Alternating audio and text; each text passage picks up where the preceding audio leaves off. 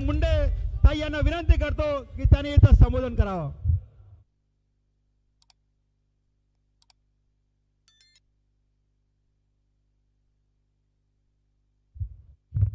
आज नांदेड वाघाळा महानगरपालिकेच्या निवडणुकीच्या प्रचाराच्या निमित्ताने या भव्य प्रचार सभेला संबोधित करण्यासाठी आपल्यामध्ये उपस्थित राहिलेले या राज्याचे अत्यंत कर्तृत्ववान, कष्टाळू आणि कधी न सुट्टी घेता सतत राज्याच्या विकासासाठी काम करत असणारे मुख्यमंत्री सन्माननीय देवेंद्रजी फडणवीस मंचावर उपस्थित या निवडणुकीचा स्वतः प्रत्येक गोष्टीचं संचालन करत असून एक पालकत्व ज्यांनी स्वीकारले, ज्यांचा प्रदीर्घ अनुभव आहे, ते अशोकरावजी चव्हाण, आमच्या राज्यसभेचे खासदार, अत्यंत तळमळीने भारतीय जनता पार्टीचा समन्वय जुन्या आणि नव्या अशा कार्यकर्त्यांचा करत असणारे डॉक्टर अजित गोपछेडेजी, मंचावर उपस्थित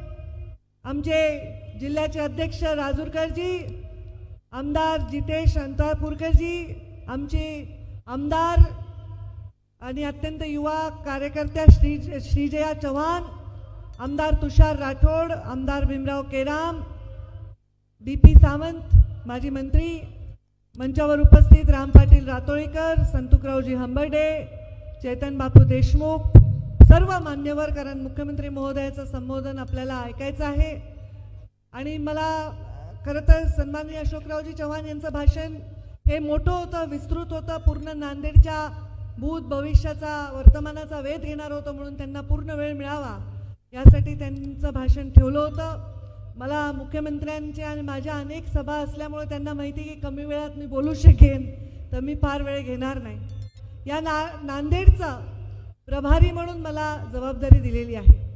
नांदेडच्या प्रचाराला मी अनेक वेळा आले, पण प्रभारी म्हणून निवडणुकीच्या या सामोरं जात असताना आणि आमचे बावनकुळे साहेब, स्वतः मुख्यमंत्री, स्वतः आमचे राज्याचे अध्यक्ष रवीजी यांनी स्वतः जातीने लक्ष या निवडणुकीमध्ये घातलेलं आहे. मला पूर्ण विश्वास आहे की येणाऱ्या 15 तारखेला आपण कमळाच्या फुलासमोरचं बटन दाबून मोठ्या प्रचंड मताने भारतीय जनता पार्टीचा विजय या महानगरपालिकेच्या निवडणुकीमध्ये करणार आहात. याचं कारण मला असं वाटतं की बऱ्याच वेळा निवडणुकीमध्ये आपण जाहीरनामा बघतो, म्हणजे एखादी गोष्ट जाहीर करणं, ती जाहीर केलेली होईलच अशी कुठलीही शाश्वती नसते. बऱ्याच वेळा आपण वचननामा देखील बघतो, पण वचन सुद्धा कधी कधी पूर्ण करणं शक्य नाही, खोटी वचनं सुद्धा दिली जातात. पण मला आज आनंद वाटतो की या नांदेडमध्ये आम्ही संकल्पनामा केलेला आहे आणि संकल्प हा अत्यंत पवित्र शब्द आहे. आणि जेव्हा एखादा संकल्प आपण घेतो तर तो सिद्धीकडे नेण्यासाठी आपण सदैव प्रयत्न करत असतो. हा संकल्पनाम्याचा एक एक पान जेव्हा ओलांडत असू, आज मुख्यमंत्री महोदय त्याच्यावर प्रकाश टाकतील, प्रत्येक शब्द हा पूर्ण केलेला आहे. एखादा भूमिपूजन केलंय तर त्याचं लोकार्पण केलंय, महामानवाच्या पुतळ्याचं, एखाद्या मोठ्या आपल्या आदर्श असणाऱ्या व्यक्तिमत्वाच्या पुतळ्याचं लोकार्पण केलेलं आहे. पूर्ण संपूर्ण नांदेडला विकासाच्या एका गडीमध्ये बांधण्याचं काम या माध्यमातून करण्याचा संकल्प घेतलेला आहे. मी एवढंच सांगेन, माझी तेवढी व्याप्ती नाही, पण प्रभारी म्हणून केवळ निवडणूक झाल्यानंतर इथलं नातं न तुटू देता या संकल्पनाम्यातला प्रत्येक शब्द पूर्ण करण्यासाठी माझ्या मंत्रालयातून, मुख्यमंत्री महोदयांकडनं, इतर मंत्रालयाकडं जे कोऑर्डिनेशन करता येईल ते आम्ही नक्की करू आणि या नांदेडच्या विकासाचं स्वप्न हे पूर्ण केल्याशिवाय राहणार नाही. मला एवढंच सांगायचं, विकास कसा असावा, तो एका संस्कारक्षम अशा विचारातून आलेला असावा. भारतीय जनता पार्टी ही अशी एक शक्ती आहे, ती भ्रष्टाचाराच्या आणि अत्यंत मागासलेपणाच्या चिखलामधून एक कमळ उभा राहिलेला आहे आणि तो आपल्याला भविष्याचं सुंदर स्वप्न दाखवत आहे. असं आहे भारतीय जनता पार्टीचं प्रतीक. कमळावर महालक्ष्मी विराजमान असते, त्यामुळे भारतीय जनता पार्टीचं कमळ आलं की या देशामध्ये महालक्ष्मी विराजमान होते. पण या देशाकडे जर कोणी वाकडी नजर करून पाहिलं तर महाकालीचं रूप सुद्धा घेतल्याशिवाय राहत नाही. अशा आमच्या या सत्तेचं केंद्र आहे. आमचे प्रधानमंत्री नरेंद्र मोदी तिसऱ्यांदा प्रधानमंत्री झाले आणि आमचे देवेंद्रजी फडणवीस देखील तिसऱ्यांदा मुख्यमंत्री म्हणून या राज्यामध्ये आले. ही सोपी गोष्ट नाही बांधू आणि भगिनींनो, ही सोपी गोष्ट नाही. या देशामध्ये कोणाला नाही सुचलं की महिलेची कुचंबणा होते म्हणून शौचालय बांधले पाहिजे आणि स्वच्छता अभियान केलं पाहिजे, ते मोदीजींना सुचलं. या देशामध्ये महिलेला चुलीपासून गॅस समोर उभा राहण्याचं काम कोणी केलं असेल तर मोदीजींनी केलेलं आहे. या साध्या साध्या गोष्टी, साध्या परिस्थितीत जन्मलेला, साध्या परिस्थितीत राहिलेला व्यक्ती जेव्हा देशाकडे पाहतो, या देशाच्या विकासाकडे पाहतो, तेव्हा साध्या माणसाचे अश्रू पुसण्याचं त्यांचं स्वप्न असतं. त्यांच्याच संस्कारात काम करत असणारे देवेंद्रजी फडणवीस यांनी सुद्धा तेच केलेलं आहे. तुम्ही सर्व इथं मोठ्या संख्येने आलेला आहात लाडक्या बहिणींनो. लाडक्या बहिणी आल्या की नाही? आता मला सांगा, तुम्ही लाडक्या बहिणी कुणाच्या आहेत? कुणाच्या आहेत? जरा जोरात, अजून जोरात. देवा भाऊंच्या लाडक्या बहिणी आहेत. एखादी बहीण जेव्हा सांगते सासरी माझ्या भावाला सांगेन, फार फरक पडत नाही, पण आता पडतो, कारण ही बहीण साधी सुधी नाही, मुख्यमंत्र्यांची बहीण आहे, देवा भाऊंची बहीण आहे. आणि त्याच्यामुळे तुम्ही एक काम करा, संकल्प करा. 15 तारखेला मतदान आहे. सकाळी उठा, स्नान करा, देवाची पूजा करा आणि आपल्या घरच्यांना सगळ्यांना चांगला दरडावून सांगा. कारण आपल्या माहेरच्या माणसाला कोण नाव ठेवलेलं आपल्याला आवडतं का? आवडतं का? आपण ऐकून घेतो का?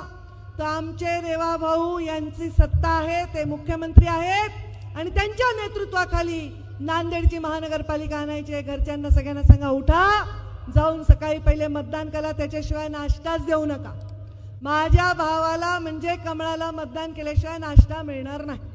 अजिबात तुम्ही आज हा संकल्प घेऊन इथे जा आणि हा संकल्पनामा पूर्ण करण्याचं दायित्व हे तुम्हाला लाडक्या बहिणींवर आहे. आज देवेंद्रजी फडणवीस यांनी विकासची परिसीमा एक केलेली आहे. विकास जो आपल्या विचाराच्या बाहेर आहे, मग ते मेट्रो शहरं असतील, मध्यम शहरं असतील, लहान शहरं असतील, ग्रामपंचायती असतील, या प्रत्येक गोष्टीला सदैव तासनतास बैठका घेऊन आराखडा तयार करून विकास करण्याचं काम ते करत आहेत. हे सोपं नाही आहे. आपण जर दिवसातून 3 वेळा जेवतो, 2-2 पोळ्या 3 वेळा मिळून खाल्ल्या तर 6 पोळ्या दिवसात खातो. आता मला सांगायचं कुणी ठरवलं नाही मी 6 पोळ्या एकाच वेळी खातो. जर आपण महिन्याच्या 180 पोळ्या एकाच वेळी खातो तर भागेल का? नाही भागणार. तसंच विकासाचं आहे. एकदाच रस्ता दिला, एकदाच ब्रिज दिला, एकदाच आपण संकल्प केला, एकदाच बचत गट दिला, एकदाच लाडकी बहीण दिली तर भागणार आहे का? नाही भागणार आहे. एकदाच जलयुक्त शिवार केलं, एकदाच मुख्यमंत्री ग्राम सडक योजना केली, एकदाच सामान्य माणसाच्या हितासाठी शेतकरी सन्मान योजना केली, रेल्वे केल्या, वंदे भारत केलं, भागणार आहे का? नाही भागणार आहे. हे एकदा करून भागणार नाही. ह्याचं सातत्य ठेवणं हे महत्वाचं आहे. आणि हे सातत्य ठेवायचं असेल तर प्रामाणिक, प्रयत्नशील आणि अत्यंत कष्टाळू व्यक्तीच्या हातामध्ये हे नेतृत्व देणं आणि सातत्याने ठेवणं हे महत्वाचं आहे. आणि ते नेतृत्व आपल्याला देशात प्रधानमंत्री मोदीजी आणि राज्यात देवेंद्रजींच्या रूपाने लाभलेलं आहे.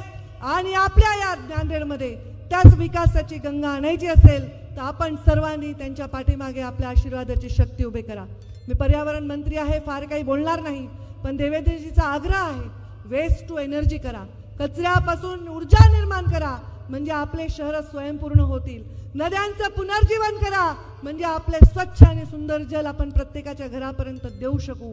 तर एक पर्यावरण मंत्री म्हणून त्यांच्या मार्गदर्शनाखाली नांदेडच्या या 2 विषयाला स्वतः जातीने लक्ष घालून पूर्ण करण्याचा संकल्प हा नक्कीच आम्ही या संकल्पनाच्या माध्यमातून घेऊ.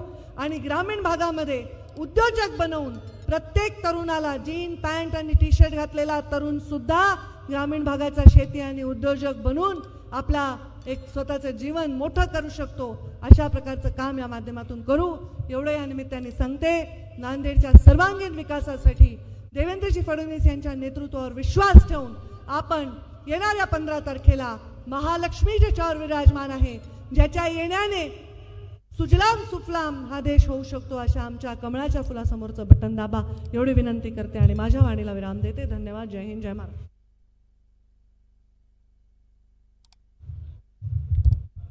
धन्यवाद ताई.